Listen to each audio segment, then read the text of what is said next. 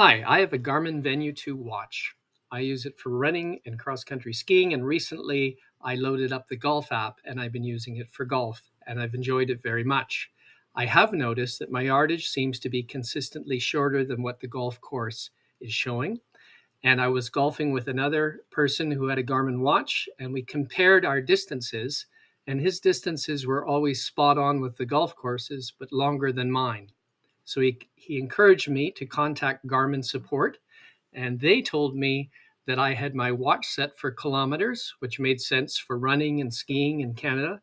But that also means on the golf course, I'm not showing yards, I'm showing meters. So there are differences as a result of that. So the rest of this video is to show you how you can show yards instead of meters by changing your units from kilometers to miles.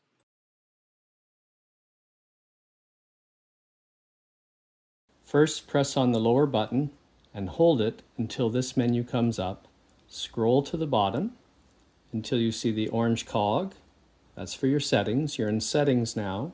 Scroll to the bottom again until you get to system. And then you're on the system menu.